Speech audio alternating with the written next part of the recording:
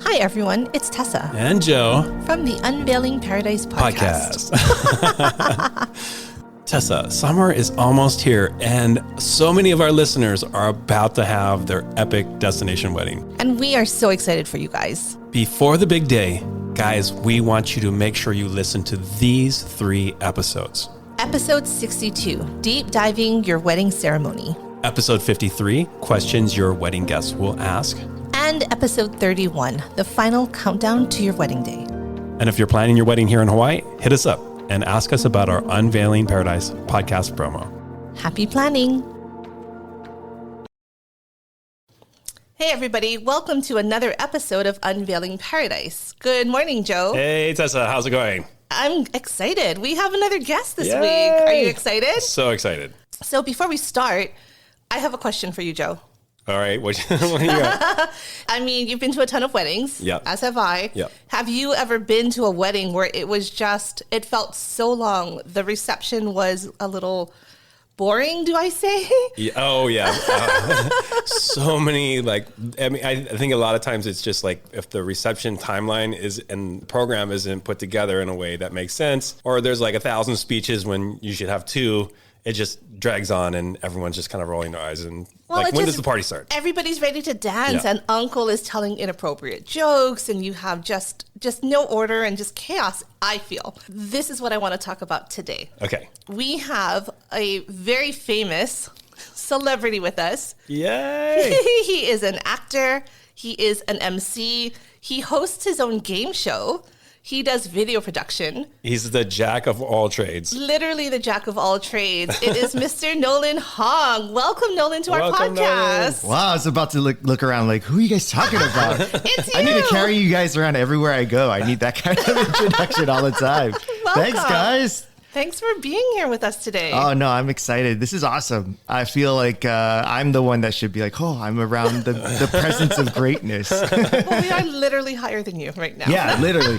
I look up to you guys. All right, we actually have a very small studio space today, and Nolan's sitting on the ground. That's what we're talking about, and we're on the chairs.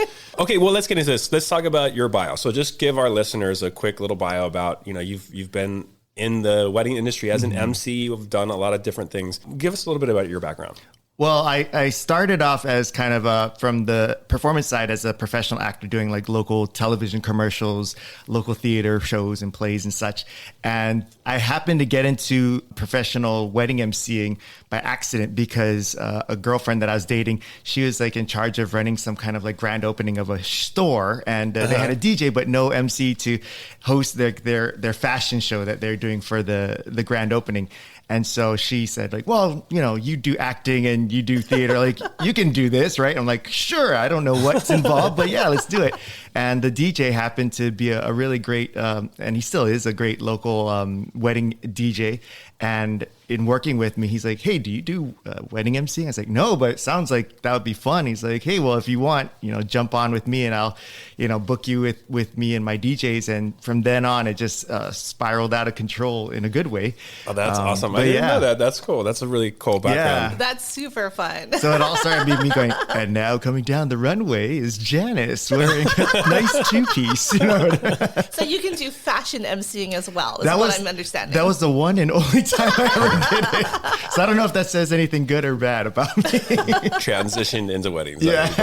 That's awesome. Yeah, but I think I started that in about like 2006, 2007. Yeah, it's been on ever since. And so I always like get surprised when I say, I've been doing this for over 15 years. And now it's like amazing. Yeah, getting close to 20 now. Crazy. And the thing that I love about your like energy you bring to a wedding is it's always on point. Like you read the crowd, you know how to like make a party like actually come to life. And there's never any of these, like what we started out with, there's never any of these moments where it's like, oh my God, when is this going to end? Like, when are we going to get into like the party? When is the speeches going to like come to an end? And I think that's something that, Tessa and I were like, you'd be perfect for our show today, because this is exactly what we want to talk about. How do you make your wedding reception fun, lively? There's no dead air time. Keep it flowing, Keep right? it flowing. Exactly. All right, well, let's get into our show. Yep.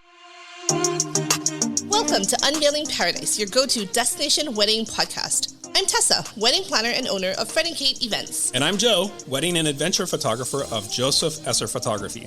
We are based in Hawaii, one of the biggest, most popular locations for destination weddings. We want to share our real-life experiences with you, give you insight from a professional's perspective, and still make sure you're having fun in the process. We're huge believers in the fact that planning a destination wedding can be one of the most amazing experiences, and we want to bring you along. We're so excited to talk with you about weddings, Hawaii, and everything else under the sun. So pack your bags and let's get started.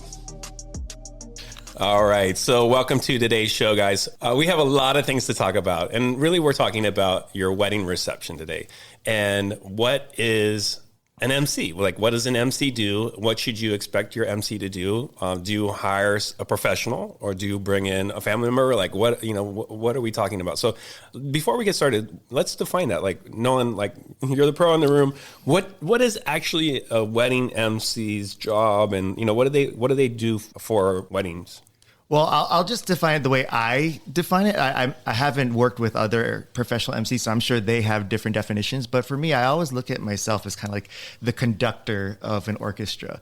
So it's not that I'm the main performer, the soloist, as some people may think, like, oh, the MC is the performer or the comedian and such. I look at it as I'm conducting the flow of the program and such. And so I start from before the program even starts, like months in the planning in advance. Like, I'll meet with the couples and stuff and help with building the program just so that we're all on the same page and we understand what the feeling and the vibe and the experience should be like, and to match what the couple and their guests would want and would feel comfortable with. So I think a professional MC is the one for the reception portion, is the one that's kind of hosting the reception, but also shedding the spotlight onto the different parts of the reception, whether it's a speaker or if it's a performance and whatnot. It's to really keep the flow and the energy of this whole experience so that the guests feel like, oh, this is fantastic, and that it matches the couple who they're there to celebrate.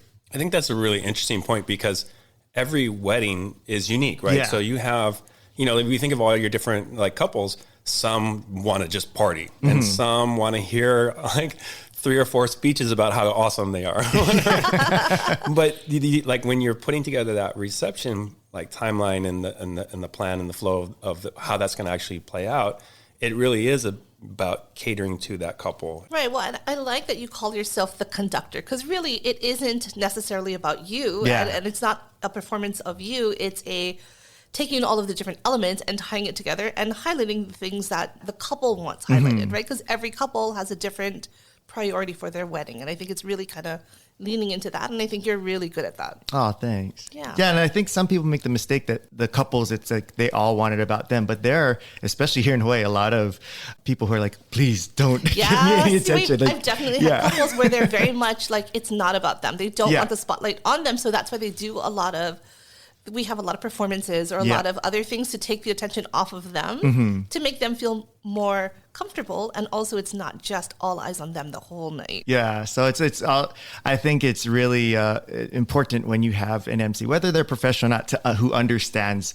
what the couple wants and what their personality is, so that they can, because I mean, ultimately the couple, if they're uncomfortable at their own wedding, like, oh, it's going to be so sad, and right. Yeah. So that's what I think an MC's job and role should be. It's really funny. Tessa and I were talking about this. She didn't know this fact, but I've actually emceed a wedding myself. Oh, really?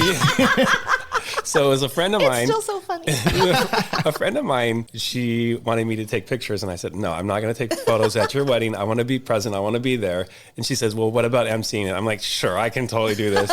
And like, so much mad respect for your job, because it is really challenging. Like, you have to kind of keep everybody in line. Like, so you're like, okay, we're going to start the first dance, and, everybody wants to drink and party. And like, and I think that's the hardest thing, is like actually keeping everyone in line and like, like, we're going to start this, are you paying attention? And like, just keeping their attention. I think it's not something that I did well. Tried really hard. You tried your best. Yeah. Well, let me ask this question to you, Nolan, then. What do you think is the difference between what a professional brings to the table versus like, amateur Joe who's like, I got this over overconfident Joe, whatever.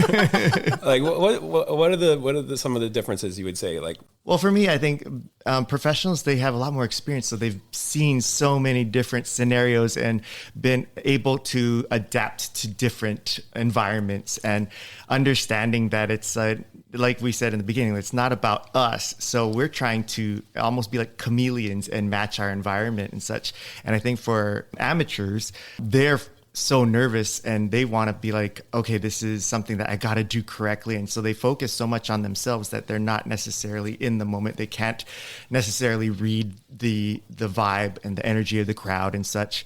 And I think that because professionals have had that experience, they know how to react. And I think that's the most difficult thing, because it's hard to teach someone or prepare anyone for when something doesn't go right, or the timing changes a bit, or someone says the wrong thing and you have to shift and adjust and adapt to that. That's where I think the key is. And you don't notice it's a problem until it happens. Right. And so you hear all the horror stories of like, oh, and this MC did this horrible thing. It's like everybody remembers that. But when it's a good MC, you don't necessarily hear like, oh, that wedding reception was awesome because the MC was perfect.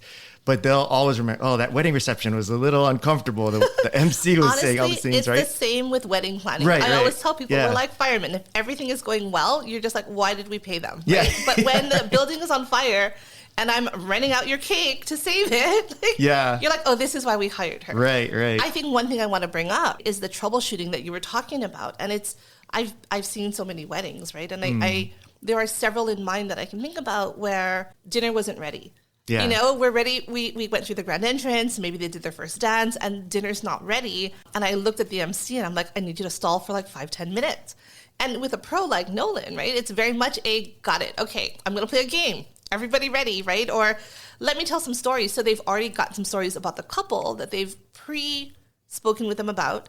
So they have these kind of tricks in their pocket. Mm-hmm. Whereas when we've done it with family members or other people, they're kind of like, wait, what? You know, and I'm like, no, we need to stall for a bit. You know, so working with pros, they have that experience to try kind of, again, troubleshoot and adjust the timing as needed. And that's a huge part of having the flow of the reception go really well. Right. And you would notice it if you're just sitting there for 10 minutes and everyone's like, what do we do? Well, you know, like what's happening? Why can't we eat? The other thing that I want to add to that too is you probably don't get to see this because you're emceeing at every wedding you attend, right? But like for us, we get to see weddings where family members are brought in to MC. And like there's always that like 1 in 10 like family member who is like dropping F-bombs during the reception. It's me. I went to that wedding. or is celebrating with the guests and has been drinking and it's just like there's no order. It's just chaos. You know? Yeah. Well, I think, you know, the other thing too is in my experience of doing musical theater and such, we were always told, you know, never let the audience know that there's anything wrong. Like, you know, something's wrong. And my teacher had told me, like, even when you're sick, you never start off like, sorry guys, I'm feeling under the weather, but I'm going to try and push through this. It's like, well, then now they know, oh, this is not going to be good. Right. And so the same thing happens whenever something like where Tessa would come up to me and say, hey, we need to stall for 5 minutes. I don't go up and go, hey guys, they told me to stall for 5 minutes. We're not quite ready, so I don't know. Let's because go some figure people something have out. done it. Yeah, and that's what they do, I was right? recently at an event, and the MC basically was like, "I'm just going to tell them the truth." Yeah, Don't do it. Don't tell the truth. I know what to tell. but that's what's the word? Like, it takes the audience out of the moment because now they know, okay, something's not right. This isn't part of it. It's not intentional. So I'm gonna disconnect. I'm not gonna pay attention anymore. And that's when you start hearing all of the side talking and stuff. Right. Yeah. Yeah. Exactly. And I honestly, I think what I really like, and again, this is not the Nolan show, but what I like about Well, Nolan, we can make it that. I mean, I'm not gonna. is as an actor, he really just kind of gets into it. And it's like he's on, and it's just a performance, and I enjoy it so much. Yeah, Can I say that? but yeah, you can totally say that. But I think it's also like for the Nolan show plug, right, is that you can read the audience, and that's something that is a really important skill for an MC. Because like, and I think there's the same thing for DJs. If you're playing a crappy song, right, and nobody's dancing, there's a problem, right? Right. If people change are on the music. And we right before you got here, we were just talking about an MC a DJ that just didn't know how to read the room, read the crowd. Right. And that's something that I think, again, like a professional brings to the table, that it's like those years of experience, like what jokes do I have up my sleeve, or, what can we do with our guests? Well, okay, so we have a bunch of questions. Let's start with this. What is your one tip, if you could share with our listeners, your one tip on how to make a wedding reception fun? As far as from the MC's perspective, like as far as what an MC should be doing? Yeah. So the tip that I would say is, and we've talked about how I've had like acting experience and such, but I don't think good MCs need any kind of acting training or anything, because I don't think it should be necessarily a performance. I think the best thing is for an MC, whether you're professional or not, is to just really understand where you are and be in the moment and be a part of it. If you're trying to make everyone feel included, you got to also be included as well. And so I always will pay attention to everything that's happening, whether it's the speeches that are going on, the interactions out in the audience, and I'll pick up on those just so that I can either call to them or bring attention to them, just so that everyone just feels like, okay, he's here with us. And so as far as like when you're planning it and such, you can tell by when you're meeting with the MC that you're interviewing, like if they're in the conversation with you and if they are hearing what you're saying and bringing that back to the conversation, and then you'll know, okay, they're someone who pays attention and is cognizant of what we're talking about, and they're putting the focus on trying to understand us versus trying to sell themselves and say, like, here's what I do, and this is my training, and this is what you have two types of MCs. One who will come out and say like, oh, this is my set, these are my jokes, and this is, and then there's the others that are like, hey, what do you want? And how can I best fit that?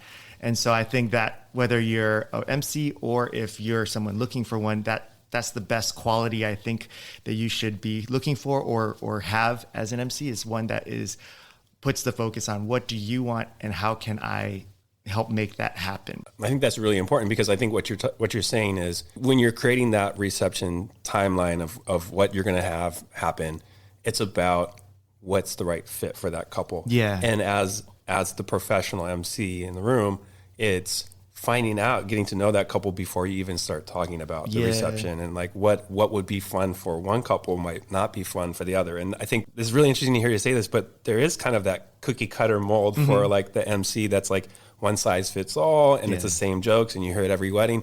And I think that sometimes works and sometimes doesn't. But if you're actually taking a step back to say, let's talk about your wedding, like what would be fun for you, for your guests? Are you guys dancers? Then let's get that. Are you guys, like, do you want more like mingling or whatever it is? I think that's really, really probably the foundation to start at, right? Yeah, because there's some couples who their whole focus is like, this is for my parents, and my parents are very formal, and this is like such a beautiful moment. So they want it to sound like this is like that dream moment. And then there's others who are like, all my friends are here. They're all flying in from different parts of the country, and they just want to have a good time. We just want to party. And so let's just have a fun. So those are two totally different vibes. And the way that an MC can make that happen is in the way they present themselves, is in the way they even present and introduce different elements to the program. And also even in the planning too, explaining like, hey, this first dance should happen here because this is where we're starting to, where it makes sense with the flow of the energy going, versus all this one ceremonial portion just kind of sticks out of nowhere. And it's like, right. And I think, as a wedding planner, I work with a lot of different MCs. And again, it really is like, how do we make it custom to the couples? Yeah. Right. And I think also from a wedding planner's point of view, we're working with the MC to figure out the timing. It's also understanding that we're working with photography, for example. Yeah. So if they want to do their first dance and they have this vision of doing it with like the cafe lights overhead, then we have to do it after sunset, right? So it's understanding that sometimes there's a back and forth with the MC. He may have a vision or she may have a vision, but it's also okay, hold on, but their photo vision is this, so we have to adjust it sometimes. But I think having an MC that's flexible and understands the vision of the couple, it makes it so much easier for me to do my job, because they're not trying to set this cookie cutter timeline for every single reception. It's understanding some couples want to do a cake cutting. Some don't even have a cake. Some want to do, a parent dance. Some of them, their parents may not be around or may not attend the wedding, right? So it's understanding that.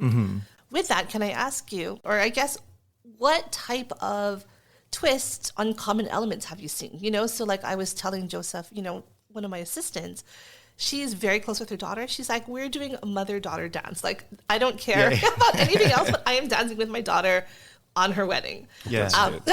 That's super cute. It's super cute. But like, what other elements have you seen that are kind of a twist from tradition? Yeah, so one that I did many, many years ago, and I thought it was so fun. You know, you usually have the clinking of the glasses, and the couples have to get up and kiss and stuff. And for a lot of people, they're like, oh my gosh, after the 14th time, it's like, okay, we get it already. Stop clinking the glass.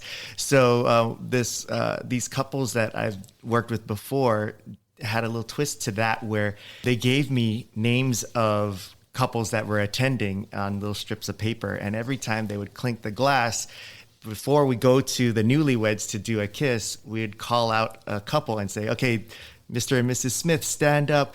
I need you to show me an example of a really romantic kiss. And then they would have to do something. And then the newlyweds would have to imitate. It, right? I've seen that. I think it's so cute. Yeah. I love that. Yeah, what it did is it involved all of the guests. It gave the couple, the newlyweds, something different each time instead of the same old like boring kiss. But it also limited a lot of the clinking of the glasses because we were like, I don't want to get called. I want to stop doing this. So it made the clinking very intentional, and the single people are clinking. Because they're like, no one's going to call us. No one's going to do it. Yeah. That's funny. I like awesome. that. I think I've seen that at a wedding we did together too. And what for me is funny is like when it's like the old aunties and uncles and they're like they really get into it or they don't. And I think it's cute. Yeah. I love that. Well, okay. So next question. What do you think of wedding games? Yeah or nay? Do you like some of these things that like we see this like the shoe-wed where like the couple has each of like the bride and groom shoe and then they have to hold up whose shoe actually fits with the answer. What are your thoughts on games for some of these things? So it kind of goes back to what we're talking about, like the difference between a cookie cutter program and preparation versus something that's intentional. I always feel that wedding games could be great if the guests, it's good for them, and if it's good for the couple.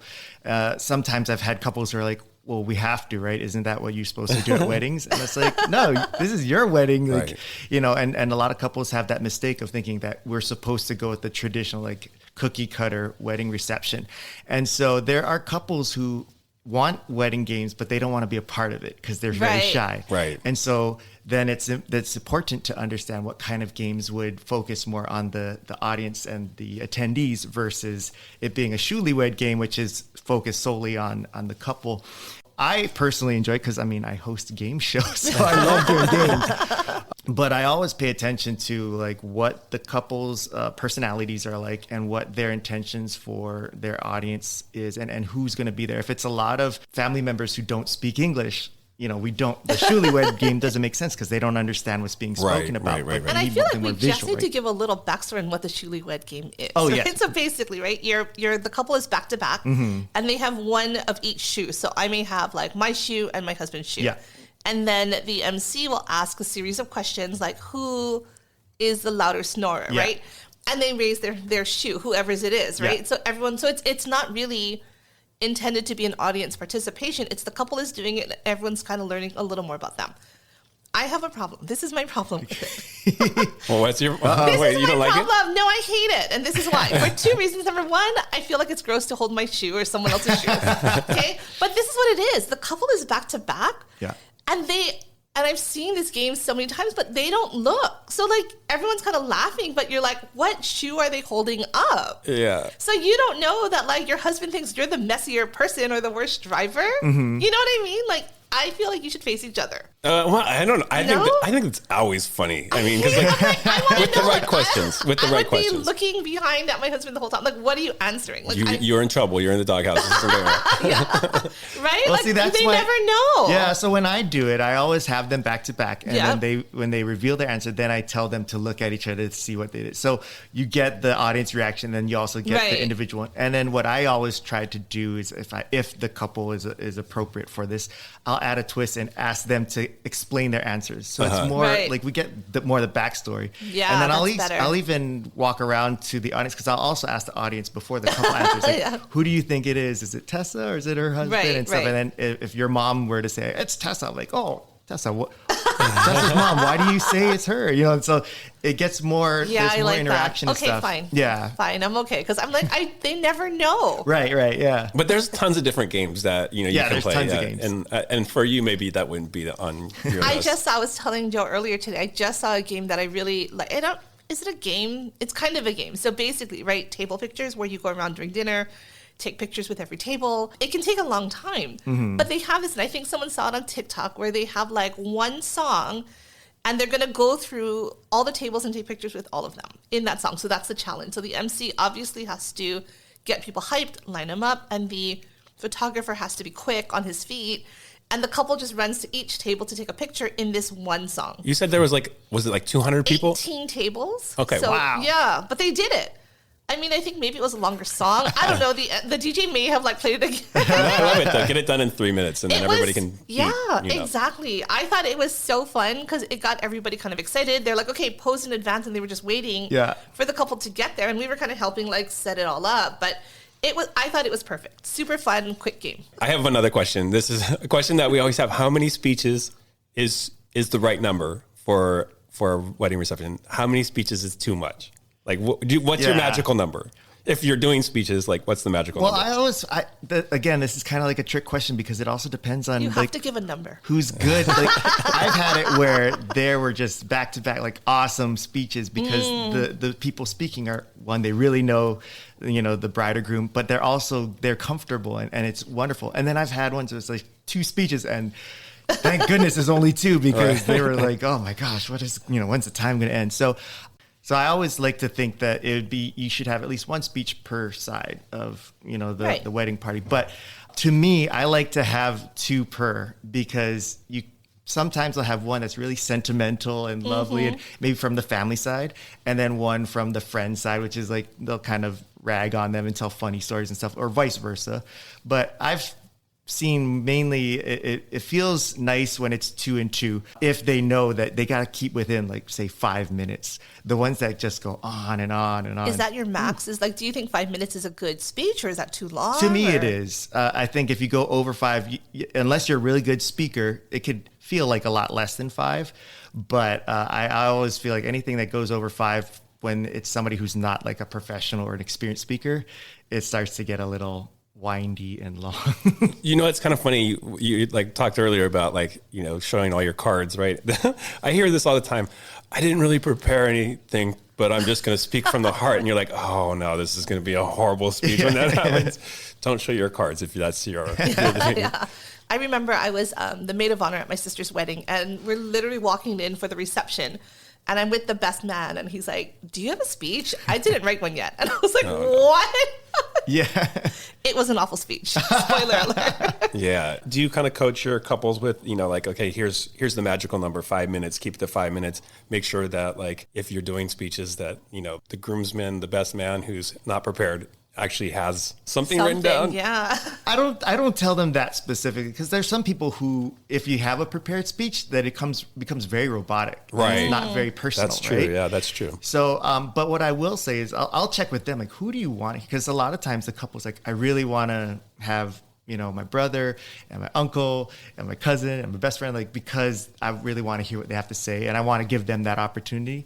And from there, I will then see okay, based on what you know about them, how do you feel that they would go and such? And so then I can figure out what is the appropriate suggestion to them. If it is okay, because you have 6 people doing speeches, you should try to make sure that they keep it under 5 minutes because otherwise, more than that, we're going an hour of speeches. And right. So I kind of go from it that way of what they want, what they're expecting, and then give them advice based on that versus just out the gate saying, okay, here's what you should do. No more than 2 speeches per side, 5 minutes each. Right. It's not that personal to them. Right. It might not fit for them either. Mm-hmm. Have you ever done a wedding where they really want nothing? First dancing and that's it? What do you do though? What does the MC do at that point? It's the best job for me.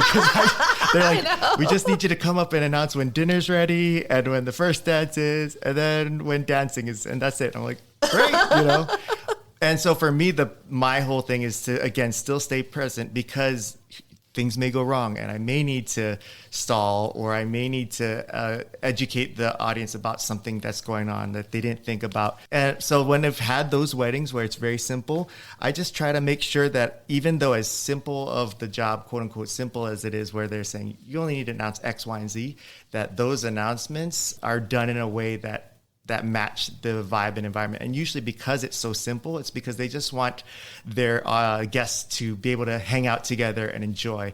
And so the way I present the announcements or the things that I say accents, that feeling of like, hey, we're all gathered here together. This is awesome. And like, you guys are having great conversations. And so then they feel like, yeah, we are. Let's keep it going. So I've had those, and it's fun for me, but it's still with intention of, like, this is, I've brought here to create this experience, even though it's just like 3 announcements on paper. Those are going to make them feel like, oh, thank goodness we had Nolan here to do that, because otherwise it could have killed the vibe or the momentum of this experience for their guests if somebody just kind of came and goes, hello, everybody. Yeah. Hey, listen to me. That was what I did. One announcement. that was my MC style. Hey, can someone listen to me, please?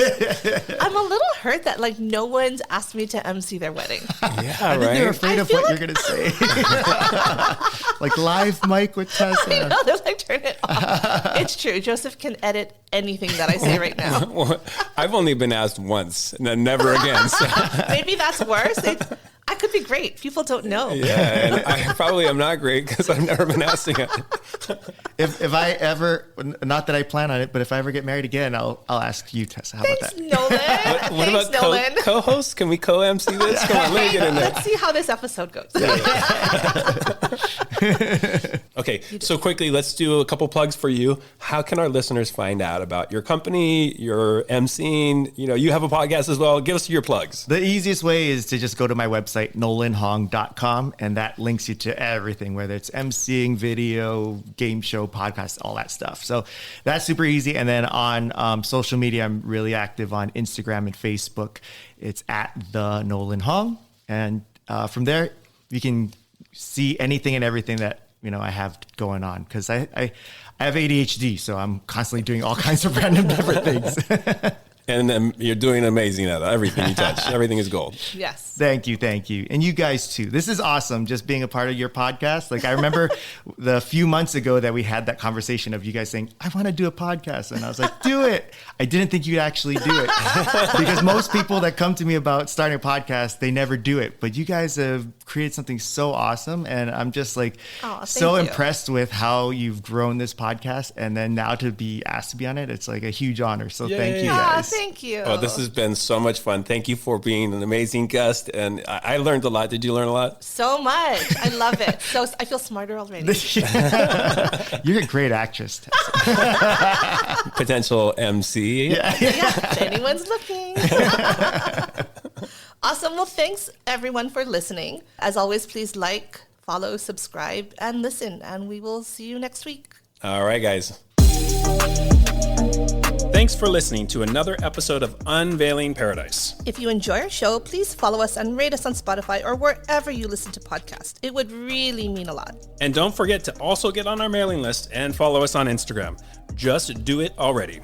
Until next time, this is Tessa. And this is Joe. And don't forget, your happily ever after is just a plane ride away.